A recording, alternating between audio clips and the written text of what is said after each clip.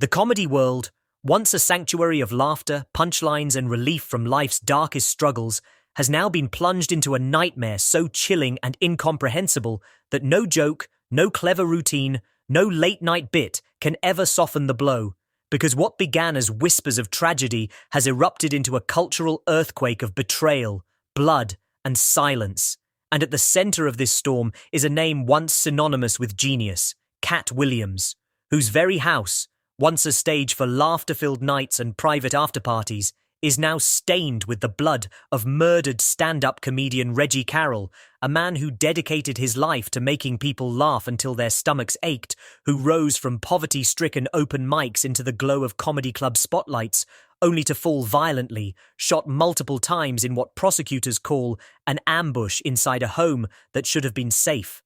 A home that bore the name of his friend, mentor, and comedic brother, Cat Williams, and the revelation that Cat wasn't absent, wasn't touring or hiding in another city, but was in that very house when the gunshots ripped through the night has turned this story from tragedy to scandal. A scandal deep enough to fracture the comedy community and expose secrets darker than the public ever imagined, because neighbors reported shouting, then silence, then the blast of a shotgun that ended Reggie's life.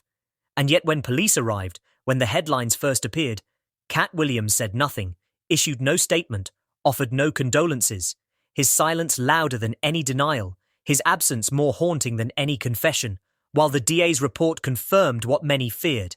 that Reggie's body fell on Cat's carpet, that the gun belonged to Cat's security, Tarnell Williams, who now sits behind bars with no bond, and yet the question that haunts millions is why Cat has not been dragged into court as a suspect. Why his name is missing from the charges when witnesses claim he was present, when a leaked 30-second video shows what sounds like Reggie's voice screaming, "Cat, why are you doing this?" You see, before the fatal shots rang out, a video so grainy, so raw, that its very existence has fractured the internet into disbelief and fury, as hashtags like Justice for Reggie, Just Cat Exposed, and Just Murder at Cat's House flooded social platforms, while Corey Holcomb, Reggie's closest friend, exploded live on his show, trembling with grief and rage, pounding the desk as he shouted into the camera,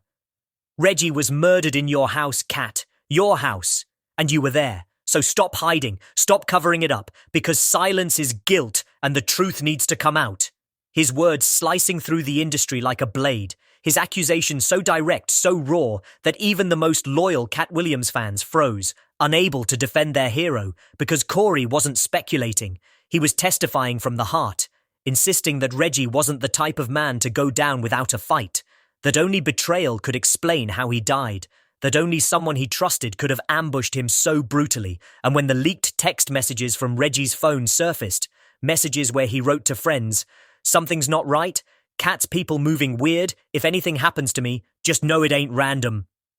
The internet erupted again, wondering whether Reggie had sensed his own death, whether he had been silenced for knowing too much, whether this wasn't a fight gone wrong but an execution, and whispers grew louder that Tarnell wasn't just a bodyguard, but an enforcer, a man who handled problems for Cat's inner circle, a man who confessed under oath that he did what he was told to do, sending shockwaves through the courtroom as he admitted Reggie had become a problem, a threat, someone who knew too much and had to be handled, his testimony detonating like dynamite as he looked coldly at the jury and said, "I didn't want to, but I was ordered." Words that shifted suspicion from security to superstar, words that transformed Cat Williams from bystander to alleged mastermind, and the moment the prosecution played that leaked video in open court, dimming the lights, letting the jury hear the terrified voice crying, "Cat, why are you doing this?" Before gunshots echoed into silence, the gallery erupted into chaos, with Reggie's sister collapsing in tears, screaming that her brother had been betrayed, and outside the courthouse protesters chanted, "Lock him up," while online campaigns demanded Cat be subpoenaed, demanded that justice not stop at Tarnell but reach the man whose roof covered the crime scene, because silence may protect a brand, but silence will not bury the truth, not when old comedy clips now look like veiled threats, not when Reggie once joked on stage about not getting paid enough to deal with Cat's drama, only for Cat to laugh tight and mutter that he might not last long if he keeps running his mouth. a line once dismissed as comedy banter but now dissected as foreshadowing. As evidence, the storm that began with whispers of betrayal had now escalated into a global firestorm. And by the time the trial of Tarnell Williams, Cat Williams' longtime security guard turned alleged executioner, reached its second week,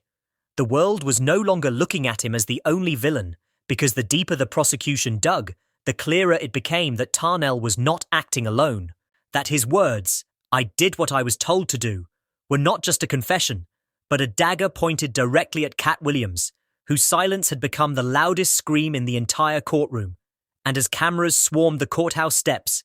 as protesters flooded the streets with signs reading "Justice for Reggie" and "Silence, Just Guilt,"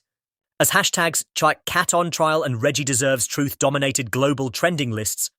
the comedy world fractured into two camps: those who still defended Cat as a misunderstood genius, claiming he was being set up by a jealous industry that had tried to cancel him for years, and those who believed the evidence, the testimonies, the whispers of violence and paranoia, painted Cat not as a victim, but as the orchestrator of his friend's murder.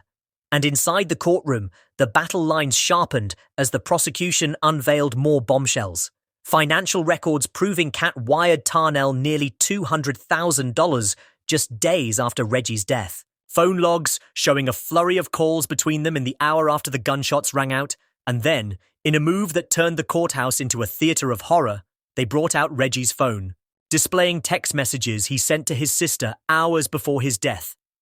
"If anything happens tonight, just know Cat's people moving funny, and I don't trust it."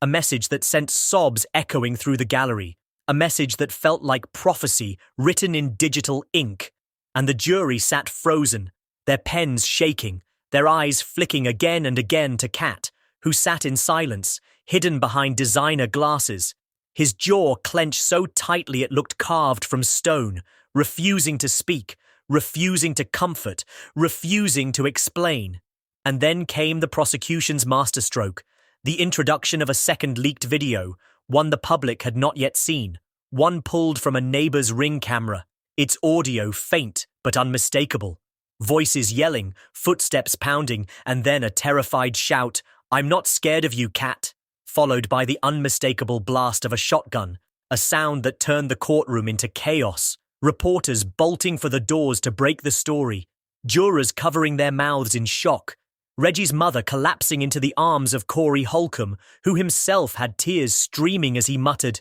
"They can't hide it anymore," because the evidence was stacking like bricks in a wall, bricks that pointed not to a random act of violence, but to a calculated silencing. And yet, the defense clung to denial, arguing the tapes were doctored. The witnesses were bitter ex-employees, the payments were coincidental, painting Tarnell as a rogue agent who lost his temper, but the narrative was crumbling under the weight of truth. And then, in the most dramatic twist yet, Tarnell returned to the stand, his voice heavy, his eyes hollow, and under oath he declared, "I begged him to let me walk away from this, but Cat said if Reggie talks, we all fall, and I couldn't risk it."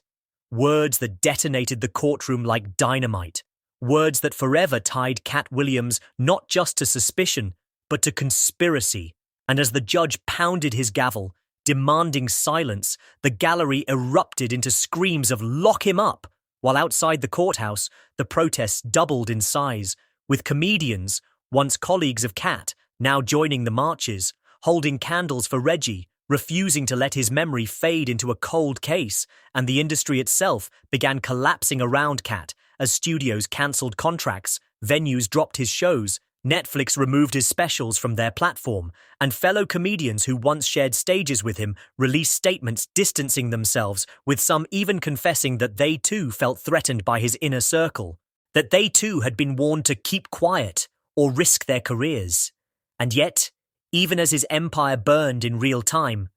Cat remained silent. Not a word, not a tear. His silence becoming a monument to suspicion, a symbol of arrogance or guilt, depending on who you asked. But either way, his silence was damning. And as the trial neared its climax, the DA dropped its final hammer, announcing they were expanding the investigation, that Cat himself would face charges of conspiracy to commit murder, obstruction of justice, and witness intimidation, a move that turned the courthouse steps into a battlefield of media frenzy, cameras flashing like lightning, fans screaming betrayal, and Corey Holcomb standing tall, his voice hoarse but unbroken, declaring to the world, "This is bigger than comedy, this is about truth. This is about a brother who lost his life because he wouldn't stay silent,